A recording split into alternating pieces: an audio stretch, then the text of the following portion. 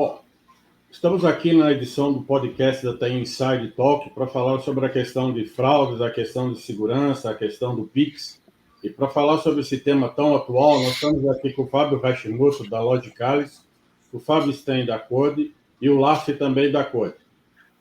Pessoal, muito obrigado pela participação de vocês no podcast TI Inside Talk. Vocês poderiam falar um pouquinho da atividade de vocês, se apresentar aqui para a nossa audiência? Perfeito. Deixa o pessoal da Code começar. Acho que mais... Perfeito. Boa tarde a todos. Boa tarde, Claudinei. Obrigado aí a TI Inside. Obrigado, Claudinei, pelo convite.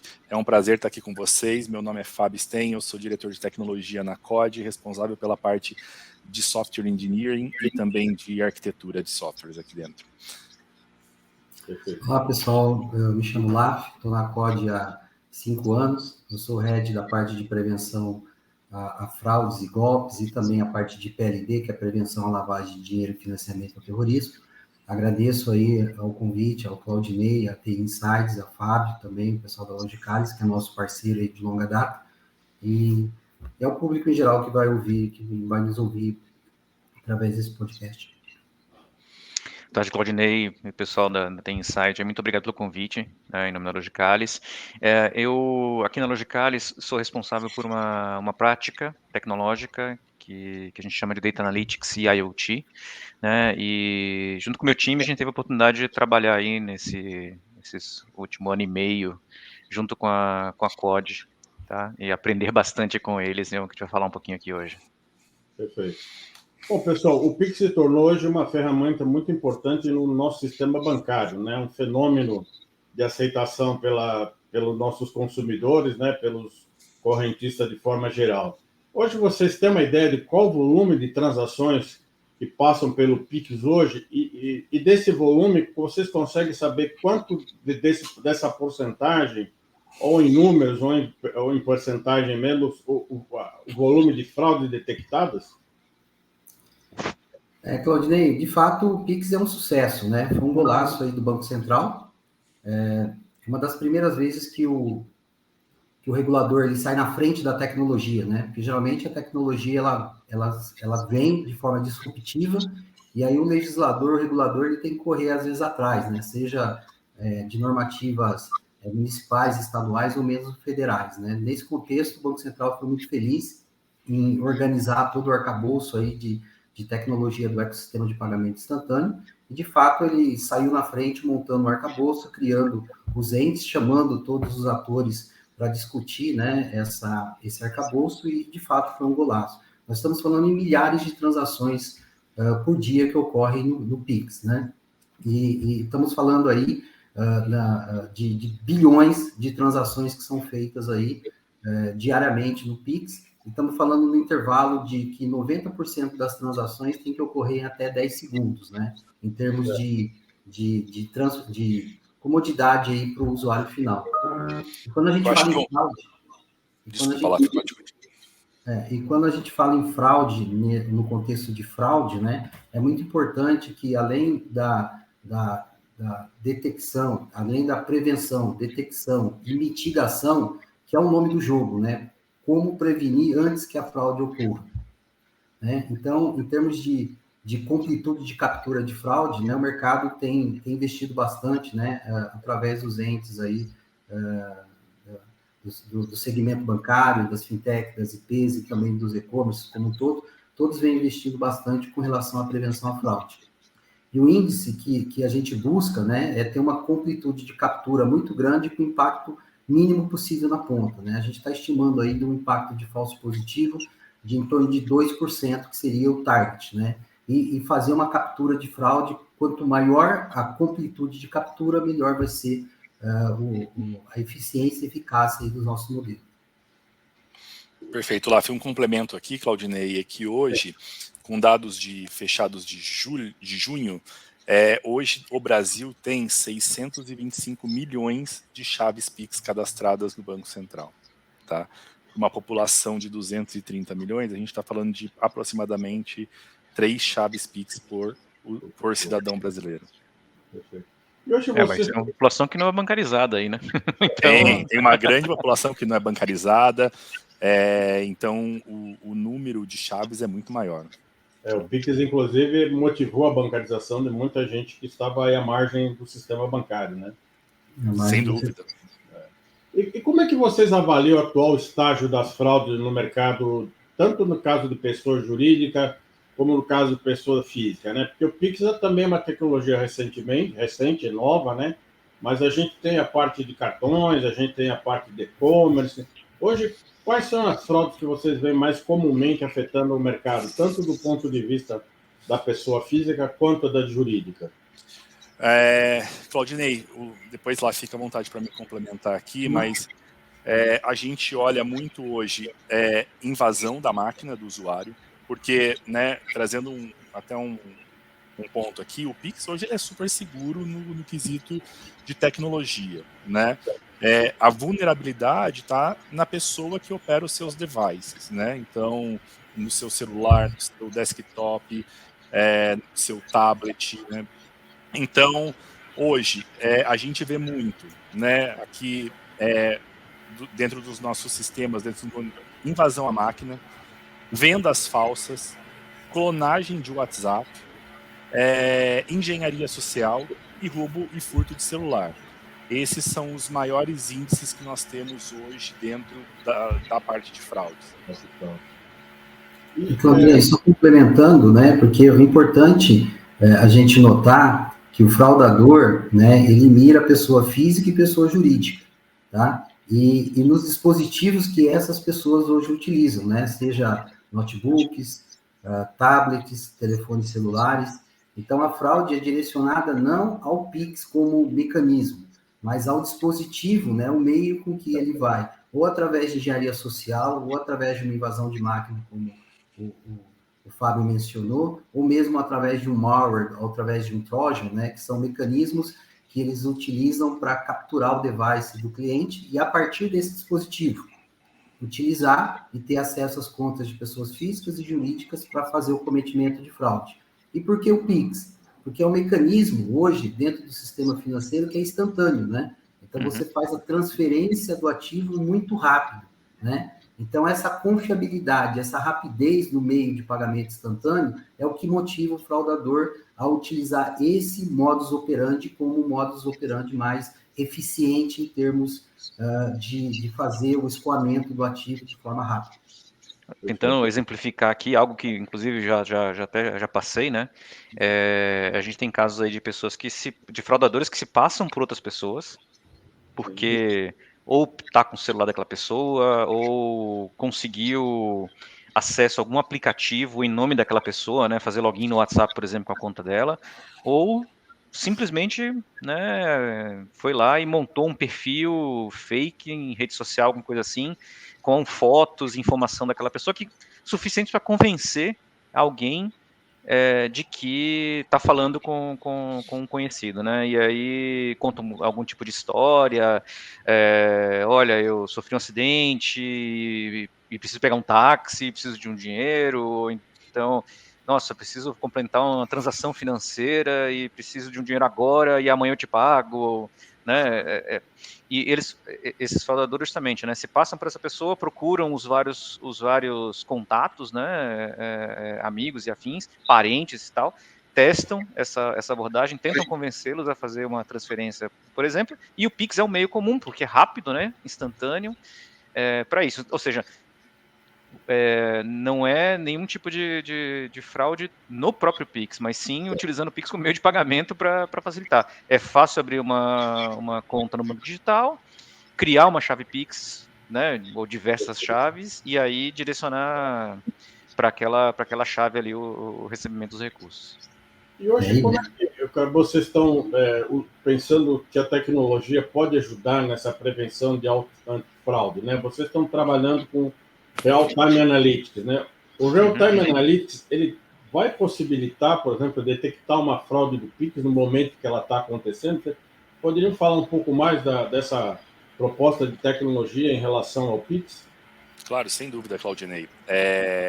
O Real-Time Analytics, ele apoia, né, em todas as marcações de fraude, a análise das transações em real time, para que a gente possa ter ali uma uma detecção, né, como o LAF colocou, né, é uma prevenção, detecção e mitigação em uma primeira camada, né, olhando para centenas de atributos, né, que você tem por trás ali da máquina, né, com machine learning, inteligência artificial, né, todas trabalhando ali por trás, né, do background para garantir que a gente consiga fazer toda a checagem daquela transação, origem, destino, né, a gente aqui dentro da COD tem um ecossistema antifraude que a gente chama de COD-X, que justamente foi uma plataforma que a Logicalis nos apoiou na arquitetura para fazer essa montagem, nessa parceria, que a primeira camada dela é justamente a parte de uma biometria comportamental, né? Então você consegue identificar se aquela pessoa ela está fazendo está digitando com a mão esquerda, a mão direita, o tempo que ela usa para fazer a navegação, né? Se ela está em uma chamada durante aquela transação, né? Se tem um script, um bot ali operando aquela transação ou não, é uma pessoa mesmo. Passando nessa primeira camada de validação, ela vai para uma segunda camada, né, que a gente começa a analisar também o que a pessoa que está fazendo o envio do dinheiro e a pessoa né, a conta de envio e a conta de recebimento. Então são valores altos. É uma conta que foi aberta recentemente.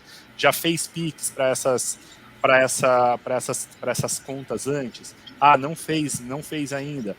Qual é a quantidade que ele está fazendo em um determinado período? Isso é compatível com a renda da pessoa ou não? Tudo isso a gente consegue cruzar dados, né, dentro do cadastro positivo com soluções em real-time analytics que nós temos para trazer uma tomada de decisão mais assertiva para os nossos clientes. Não só para o mercado financeiro, mas também para os outros mercados, como e-commerce, varejo, enfim, todos esses mercados que fazem transações. E não só para Pix, tá, Claudinei?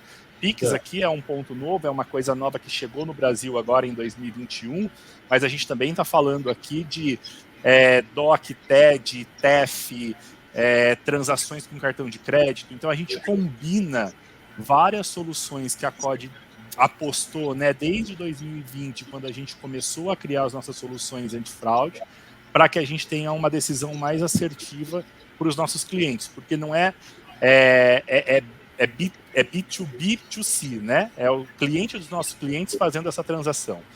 Né? E como é que vocês criaram essa plataforma? Quantos parâmetros são incluídos, né?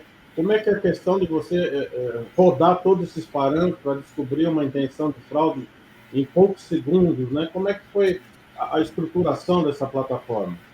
Olha, foram vários desafios, tá, Claudinei, quando a gente começou a montar esta plataforma. Dois dos maiores desafios que nós tivemos, quando nós começamos a conversar com isso, foram volumetria, né? E o tempo da transação. Volumetria, porque, como o Laf falou, são milhares e milhares de transações diariamente que passam pelos nossos sistemas. E ele tem um tempo, ele fica entre as 6 da manhã às 10 da noite, é um volume muito maior. Na madrugada você tem essa queda, mas por trás você tem toda a inteligência trabalhando para manter esse sistema funcionando e toda essa análise, né? Então, volumetria foi um desafio para a gente. E o segundo é o tempo de resposta, muito curto, porque nós somos só uma parte da transação. Imagina que as IFs, que o varejo, quem está nos consultando, ele também tem todo um processo interno dele para fazer essas verificações, processos internos, e ele vem para a gente. Então, nós somos uma parte muito pequena. Então, nós precisamos responder um alto volume de transações com um tempo muito baixo. A gente está falando de 46 milissegundos o tempo de resposta dos nossos produtos. Né? Então, a gente pensou em performance sempre foi o nosso mindset, e então a gente pensou em uma arquitetura muito leve, né, com serviços desacoplados e orquestrada com serviços gerenciados de alta performance na nuvem, que possibilita a segurança, a escalabilidade dessa plataforma, né? E conforme o serviço vai crescendo, a gente vai fazendo, ela mesma escala de forma automática para atender a volumetria necessária, sem deixar de atender o tempo de resposta, né? E o que é uma arquitetura desacoplada aqui para o pessoal? É uma arquitetura computacional que permite que os componentes e as camadas executadas, né? Então eu estou chamando várias APIs, eu estou processando várias coisas, vários atributos diferentes. Eles trabalhem de forma independente, né?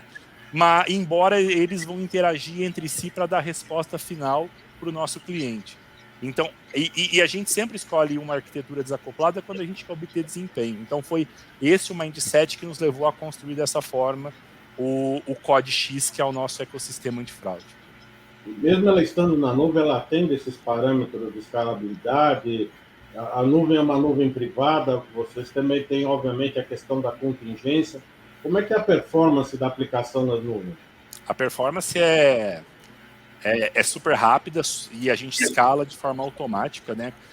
A gente responde aí os nossos clientes numa velocidade abaixo de 40 milissegundos, 46 milissegundos.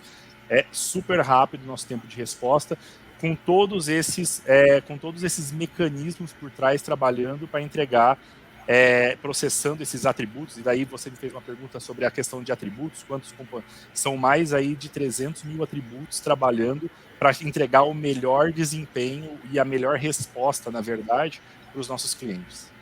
E a segurança, né, Fábio? Sem dúvida. A segurança as nuvens sempre são muito seguras, né? A gente também tem um time de segurança trabalhando aqui com a gente a todo momento para garantir toda a segurança desse ambiente. É um ambiente redundante, então ele está distribuído, então qualquer falha que você tem em um ambiente primário, secundário, ele está trabalhando de forma automática para responder isso, mas sempre garantindo que, conforme o nosso volume sobe, a nossa capacidade computacional vai ser escalada de forma automática. Conforme ele desce, a nossa capacidade computacional ela também desce. Mas sempre garantindo o tempo de resposta para o nosso cliente, que é muito importante, porque o tempo de resposta ele impacta diretamente na experiência do usuário final, né? Então, por isso que a gente fala que é B2B2C. Imagina você, Claudinei, tentando fazer um Pix e você tendo que esperar 2, 3 minutos ali, porque está fazendo toda uma validação de segurança. Para o cliente, para o consumidor final, isso traz uma experiência negativa, né? Então, a rapidez e a agilidade é justamente também para ganhar essa experiência do usuário, para ter essa experiência de usuário positiva dentro do sistema. Só adicionando um ponto aqui, Claudinei, com relação ao que o Fábio comentou, acho que essa questão da arquitetura desacoplada é super importante, né, porque você consegue escalar diferentes partes do sistema, né, no fim do dia o sistema acaba sendo uma junção de microsistemas, né, que todos operam numa mesma direção, né, isso é bastante moderno. E há também, no caso da nuvem pública, uma combinação, né, de elementos que você está usando basicamente infraestrutura, né, da nuvem pública com desenvolvimento de software, uma aplicação ali feita, né, pela gente. E em outros casos, em outros pedaços desse sistema, você está usando serviços, né, Platform as a Service, que a gente chama, que também tem suas capacidades de auto-scaling, por exemplo, né. E isso é importante por quê? Porque você consegue combinar essa capacidade de crescer, né, escalar de forma performática, com também o crescer e escalar de forma automática apenas quando você precisa, né? Porque você tem que tornar, a coisa tem que ser viável economicamente. Então, você não pode, né, ter um sistema aprovisionado para bilhões de transações, se você está fazendo só milhares, então você está pagando muito mais que isso, né? Mas você tem que ter um sistema que funcione para os milhares que você tem hoje, você pague a conta de acordo com isso, e que funcione para bilhões quando você tiver, e que você pague a conta de acordo com isso. Então, são todas essas coisas que a gente procurou, né, ao trabalhar nessa arquitetura. A Code também trabalha com cadastro de clientes, né, com informações sobre crédito, né. Ela, pelo que eu entendi, ela tem uma identidade digital desse consumidor, né, com vários atributos. Como é que é essa identidade digital? Vocês usam, por exemplo, inteligência artificial para gerar esses atributos para uma identidade digital? LAF? De fato, Claudinei, sim, a gente usa a parte dos dados provenientes do cadastro positivo, como o Fábio comentou, né, quando a gente começa a juntar os atributos, então vou dar um exemplo específico para prevenção à fraude, né? quando a gente está fazendo o Real-Time Analytics e todos os atributos em tempo de transação, tá? A gente está verificando como que o cliente segura o celular, se é com a mão esquerda, com a mão direita, a velocidade que ele está pressionando o touch, a velocidade de navegação dentro do app, né? Aliado a isso, todas as transações que ele tá fazendo naquele momento, né? Elas são avaliadas, inclusive para checar quanto cadastro positivo, ao ponto de quais foram as últimas transações que esse cliente fez. A totalidade de transações cruzada com a renda presumida dele, que são dados que vêm lá do cadastro positivo. Tem coerência? Às vezes você tem lá 15 transações que somadas na semana estão totalizando, sei lá, R$35 mil, e o indivíduo tem uma renda presumida de 1,5 salário mínimo. E ele está negativado, por exemplo, na base restritiva, né? Que é o famoso negativado. Então, quando você cruza esses dados, há indícios, né? Também há indícios de que essa é uma conta, por exemplo, de passagem, onde ele recebe esse dinheiro, que é a famosa conta laranja, né? Conta mula, e de lá ele escoa esse dinheiro para outras contas, né? Então, esse Real-Time Analytics, essa identidade digital, como é que a gente cria uma identidade única para diferenciar todos os atributos sobre essa identidade e todo o histórico validando as bases de dados da COD, seja a base do cadastro positivo, seja as bases negativas, seja as bases de terceiro, ou as bases de clientes que compõem a nossa infraestrutura e tecnologia também. Quer dizer que o cadastro positivo, quer dizer, além dele trazer benefícios para clientes que querem procurar um crédito mais em conta, né, ter mais benefícios, também ele evita a questão de fraudes, ela permite conhecer melhor o consumidor para também evitar esse tipo de situação. Perfeito. A gente combina alguns atributos do cadastro positivo, né, para que a gente possa compor as regras de negócio e assim também proteger tanto a origem como o destino, né? E é importante notar que as transações que passam pelo ecossistema de prevenção a fraudes da COD, ele olha tanto a origem como o destinatário, né? Então, eventualmente, uma conta que pode ser uma conta laranja, ela também, embora seja a origem, ela vai ser verificada por todas as nossas bases analíticas de prevenção à fraude e o destinatário também. Ao passo que, se tiver inconsistência, seja na origem ou seja no destino, é gerado um alerta para que a instituição financeira, né, proprietária aí dessa transação, a gente pode subir um score de avaliação de risco, né, como classificação de risco baixa, média ou alta daquela transação, e passar parâmetros que podem ajudar a instituição a detectar e prevenir a fraude antes que ela ocorra, né? Até mesmo derivar essa transação para uma análise mais específica da instituição, para ela poder ou aprovar ou rejeitar a transação. Então, se tiver uma transação que, numa conta recém-criada, ou numa conta que, sei lá, não recebe uma volumetria grande de transferência, de repente, nos últimos 15 minutos, recebeu de diferentes origens, né, transferências de quantia ali, você consegue, cada nova transação, alertar e flegar, avisando, olha, tem coisa estranha aqui, né, tem um comportamento estranho. Pode até ser que não seja uma fraude, mas tem um comportamento fora do padrão. Comportamento estranho. Com certeza, e aí passa para o banco, né, para o banco fazer uma análise. Mas é importante esse ponto, Fábio, porque, por exemplo, né, vou te dar um outro exemplo. Algumas combinações, né? Quando a gente pega algumas transações e começa a cruzar esses dados, né, fazer o Real-Time Analytics, a gente vê algumas situações do tipo assim, ó, essa transação aqui, o cliente fez opt-out, ele está fora do cadastro positivo, por exemplo, né? Aí eu não vou conseguir, por exemplo, mensurar a renda presumida.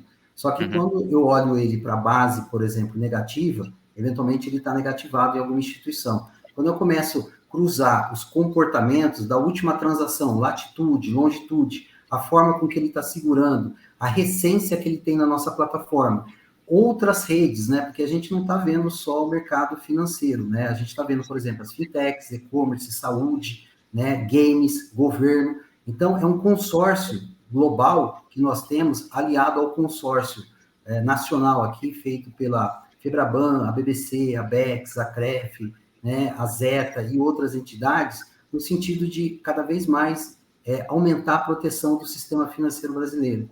Então, esses cruzamentos nos deixam um certo grau de confortabilidade em cruzar esses dados e detectar anomalias, né? Por exemplo, vários dispositivos acessando uma mesma conta, né? Vários CPFs acessando uma mesma conta, né? Então, comportamentos, né? Por exemplo, roubo de celular. O indivíduo roubou um celular lá, por exemplo, né, e saiu correndo com a sua tela aberta, né? Quando ele vai fazer a transação, a velocidade da transação, o modo que ele está segurando o aparelho, difere do histórico comportamental biométrico que a gente já tem nas nossas bases. Então, isso já sobe um alerta. Geralmente, assim, o indivíduo, ele rouba o celular, a gente vê mudanças no comportamento biométrico e, na sequência, ele pede um reset de senha para ele poder continuar fazendo as transações. Então, tudo isso alerta, né? São atributos que são alertados, e isso gera um score de propensão de risco alto e uma sugestão para que a IF rejeite essa transação ou muitas vezes deriva para uma mesa, né? Essa é a dinâmica do modus operandi.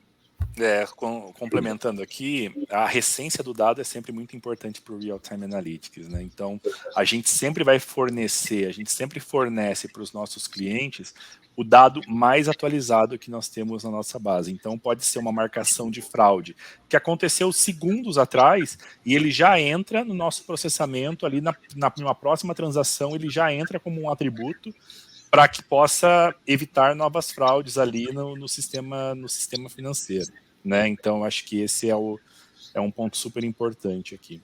Deixa eu pegar um gancho aí, Fábio. Deixa eu pegar um gancho que é muito importante também, que é o feedback da fraude, tá, senhores? Porque o que acontece?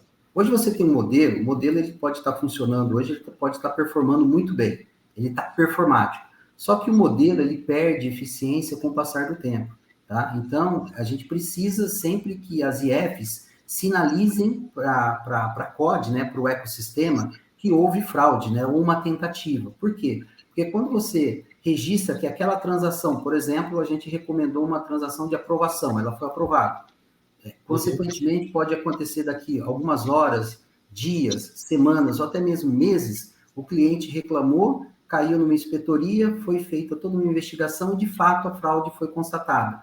Essa transação, o banco precisa, a IF, o cliente precisa estimular a nossa API de feedback de fraude para que a gente receba essa informação, o modelo identifique quais os atributos que foram trabalhados para dar aquela nota de escoragem e quais outros atributos poderiam ter sido utilizados para mitigar uma fraude nesse mesmo modus operandi. Então, aí que entra a machine learning. A machine learning e a parte de inteligência artificial para que as juntas elas possam modelar e prevenir, né, comportamentos futuros com base nos feedbacks que a gente vem recebendo. Perfeito. Porque não existe bala de prata, né? Não existe alguma prevenção que vai ser fraude zero. Sempre vai ocorrer a fraude, sempre a gente está tendo que combater diariamente, né, 24 horas por dia, 7 dias na semana, os fraudadores.